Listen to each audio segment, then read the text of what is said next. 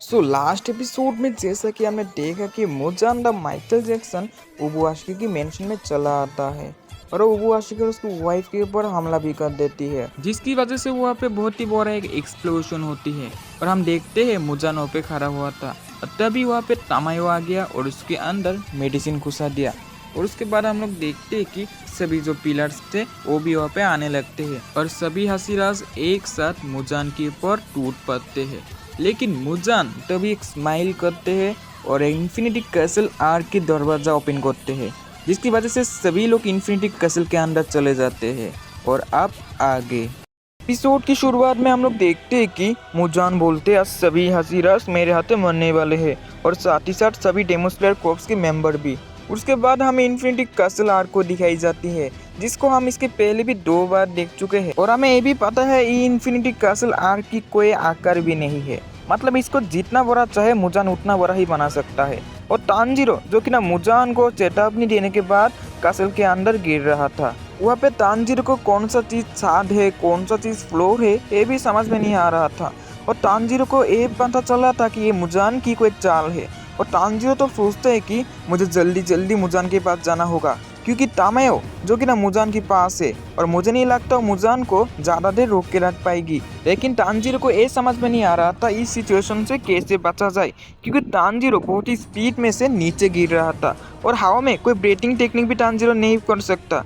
अब तानजीरो कैसे बचेगा। और तभी हम लोग देखते हैं कि टोमियो का गियो वहाँ पे चला आता है। उसके बाद वो तानजीरो को ऊपर की तरफ खींच लेता है और हम लोग देखते हैं तानजीरो जब ऊपर आ जाते हैं तभी उसके सामने एक डेमन आ जाता है और तानजीरो उस डेमन को बहुत ही जल्दी रियलाइज भी कर लेता है और तानजीरो वाटर ब्रीथिंग का इस्तेमाल करके उस डेमन का सर उड़ा देती है। और हमें तो पता ही है तानजीरो हाशिराज के साथ ट्रेनिंग किया था, जिसकी वजह से उसकी जो स्ट्रेंथ था वो बढ़ गए। और अब हम लोग देखते टोमियो का गियो चिल्लाने लगता है और बोलते तानजीरो तुम्हारे पीछे डेमन है। लेकिन तभी हम लोग देखते तानजीरो उस डेमन को देख लेती है और तभी तानजीरो अपना अगला मूव जब यूज करेगा गियो भी उसकी मदद करता है और वो दोनों एक साथ वाटर ब्रीथिंग का यूज करके उन सभी डेमन्स को खत्म कर देते हैं। On the other side Mitsuri और ओबोना के हम देखते हैं वहाँ पे मित्सुरी के ऊपर कुछ डेमन्स आ रहा था, लेकिन ओबोना स्नेक ब्रीथिंग का यूज करके सबको खत्म कर देती है और बोलती है मेरी मित्सुरी के ऊपर मत आओ। और मित्सुरी भी वहाँ पे खुश हो जाती है। और ऑन दी अदर साइड हम क्यूमी और मुइचिरो को देखती है और दोनों आगे बढ़ रहा था और डेमन्स को मार भी रहा था। तभी मुचिरो बोलते हैं कि हम जितने बार इनको मार रहे हैं उतने ही नए डेमन आ रहा है और इनकी लेवल्स लोअर मून जैसा है। शायद मुजान यहाँ पे जानबूझ के हमें यहाँ पे फंसाने के लिए ये किया है। और हमें भी ये भी पता चल गया सभी जो हाशिराज थे वो इन्फिनिटी कैसल पे बिछड़ गया है। मुचिरो पे बोलते हैं कि अच्छा मास्टर की क्या हाल।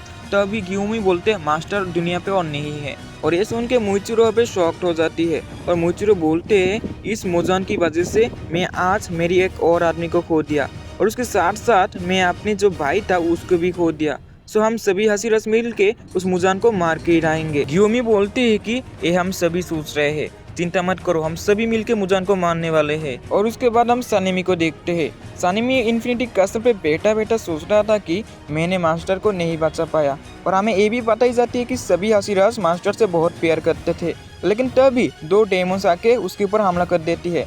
लेकिन सानिमी बिना उठ के उन दोनों को खत्म कर देती है और तभी उसके चारों ओर से और भी डेमन आना शुरू करते हैं। और तभी सानिमी बोलते हैं मैं तुम में से एक को भी नहीं छोड़ने वाला। उसके बाद हमें इन्फिनिटी कैसल पे गेनिया, इनोसुके एंड जेनेत्सु को देखते हैं और वहाँ पे हमें इनोसुके बहुत ही बैडास मोड पे देख रहा था।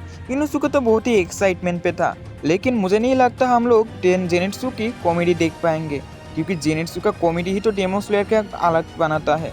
लेकिन यहाँ पे हम लोग देखते जेनेत्सु बहुत ही सीरियस था और वो किसी को ढूंढ रहा था। जेनेत्सु बोलती है कि मैं उसकी अपीयरेंस फील कर पा रहा हूँ और मैं उसको कभी भी माफ़ नहीं करूँगा।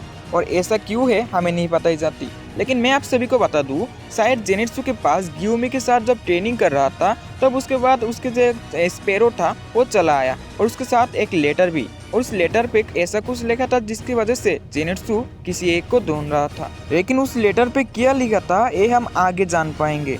और उसके बाद हमें इंसेक्ट हाशिरा मतलब शिनोबु को दिखाई जाती है, जो कि ना इन्फिनिटी कैसल आर्क पे घूम रहा था। लेकिन तभी उसके सामने एक दरवाज़ा चला आता है और शिनोबु उस दरवाज़ा को खोलने लगते हैं और हमारी साथ साथ शिनोबु की उस दरवाजे की उस पार देखती है।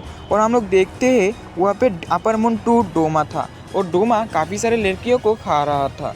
और तभी डोमा बोलते हैं तुम एक गाल हो है ना, तुम्हें देख के तो बहुत ही डिलीशियस और क्यूट लग रहे हैं और मैं नाकी में कुछ शुक्रिया अदा करना चाहता हूँ क्योंकि उसने इतना क्यूट एक लड़कियों को मेरे पास ले आई। और तभी डोमा अपना नाम उसको बताता है और शिनोबी सोचता है कि ये कौन सा डेमन है, वो इतने सारे इंसान को मारा है लेकिन उसकी फेस पे अभी भी स्माइल है, ऐसा लगता है कि उसने कुछ किया ही नहीं। तभी एक लड़की शिनोबी के पास हेल्प हेल्प करके चिल्लाता है और वो लड़की बोलने लगता है कि प्लीज मुझे बचा लो, मैं उसके हाथों मरना नहीं चाहता। डोमा बोलते चुप हो जाओ, देख नहीं रहे हो हम बड़े लोग बात कर रहे हैं, और उसके बाद उसके ऊपर हमला कर देती है। लेकिन हम लोग देखते हैं कि शिनोबू उस लड़कियों को बचा लेती है और उसको बोलते है कि तुम ठीक तो हो ना, तुम्हें कोई चोट तो नहीं लगी। और तभी डोमा बोलते हैं इतना फास्ट, क्या तुम कोई हाशिरा हो, क्योंकि हाशिरा ही तो इतना फास्ट होता है, तो शायद बहुत मजा आएगा तुम्हें खाने में।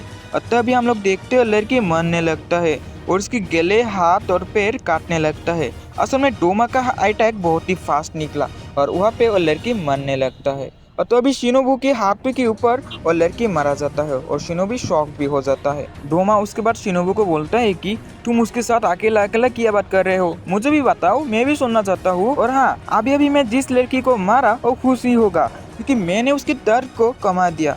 और उसके बात सुन के शिनोबी सोचता है कि ये तो बहुत ही खतरनाक डेमन है और उसके साथ साथ वो साइको डेमन्स भी है। और शिनोबू को ये भी पता चलता है कि ये डेमन ही उसकी जो सिस्टर है, मतलब उसकी जो सिस्टर था उसका नाम था काना और वो भी हाशियारा था, उसको ही मारा था। डोमा वहाँ पे और भी बोलती है तुम लोगों को तो मुझे थैंक्स देना चाहिए था क्योंकि मैंने लोगों को मार के उनका दुख को कमा देता हूँ। और शिनोबू को वहाँ पे और भी गुस्सा आ जाता है और डोमा बोलता है उनको मारने के साथ साथ दो फायदे होते हैं, एक तो मेरी खाना का इंतजार भी हो जाता है और उनकी जो दर्द है मतलब पेन है उसको भी मैं कमा देता हूँ, मतलब फायदा ही फायदा। और डोमा के मुंह से ये बात सुनने के बाद शिनोबू बोलते हैं कि तुम्हारी सिर पे क्या गुस्सा हो रहा है, तुम देख नहीं रहे और लड़की कैसे चिल्ला रहा था और उसकी चीख सुन के तो तुम्हें पता चला कि उसके पेन हो रहा है या खुश। और तभी डोमा बोलते हैं अरे वो तो मरने की खुशी में चिल्ला रहा था, ये तो तुम्हें समझना चाहिए, तुम यहाँ पे पागल हो। और वहाँ पे शिनोबू बोलते मुझे समझ आ गया, तुम ही वो डेमन हो जिसने मेरी बहन को मारा था। और तभी डोमा को याद आ जाता है और डोमा बोलते तुम्हारा बहन ओ तो तुम्हारी तरह ही देखता था और वो फ्लावर वेटिंग यूज करता हाशिरा है ना, मैं उसको मार दिया लेकिन सूरज की वजह से मैं उसको मारना नहीं पाया, मतलब खा नहीं पाया। और हमें दिखाई जाती है कि कैसे डोमा शिनोबू की बहन को मार देती है। उसको मारने के बाद डोमा रेडी हो जाते है उसको खाने को, लेकिन तभी वहाँ पे सूरज उगल गया था और उसकी वजह से डोमा उसको खा नहीं पाया। और उसके बाद हमें तो पता ही है वहाँ पे शिनोबू चला आता है और शिनोबू के पास उस डेमन का नाम ना बोल के उसका बहन मर जाता है।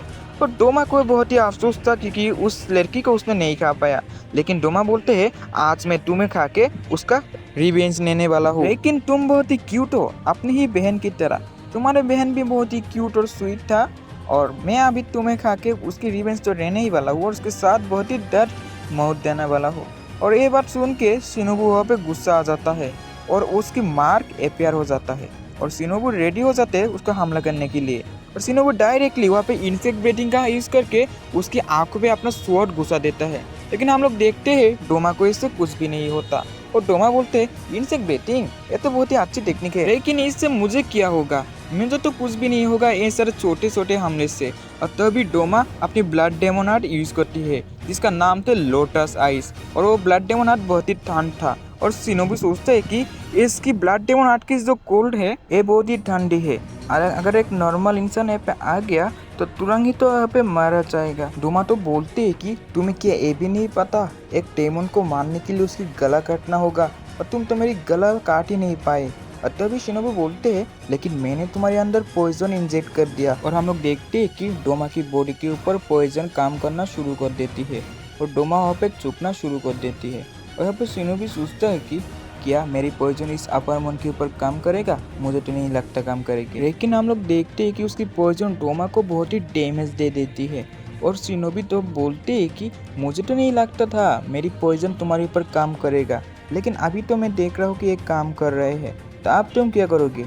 और डोमा तो बोलते हैं कि तुम तो फिर रुई माउंटेन से हो है ना। शिनोबू तो बोलते हैं कि तो तुम्हें सब कुछ पहले से ही पता है ना, तो तुम्हें ये भी पता होगा कि मैं इस पोजीशन के साथ क्या क्या कर सकता हूँ। लेकिन डोमा वहाँ पे एक स्माइल लेती है, वो बोलती है हाँ मुझे ये भी पता है, लेकिन मैं इस पोजीशन को आसानी से डिकम्पोज कर सकता हूँ और हमें बताई जाती है कि डोमा के अंदर इस पॉइजन को डिकम्पोज कर एबिलिटी है। और हमें ये भी पता चलती है कि डोमा अब तो उसके साथ सिर्फ खेल रहा था। और यहीं पे हमारी Demon Slayer Infinity Castle arc की पहला एपिसोड खत्म हो जाती है। मिलेंगे आप सभी से अगले एपिसोड पे। अगले एपिसोड पे क्या हो सकते हैं आप लोग कमेंट पे लिख सकते हो। और एक बात, अगर आप लोग चैनल पे नए हो तो सब्सक्राइब कर देना। और हम लोग मिलेंगे कोई एक और एपिसोड में। आज के लिए गुड बाय।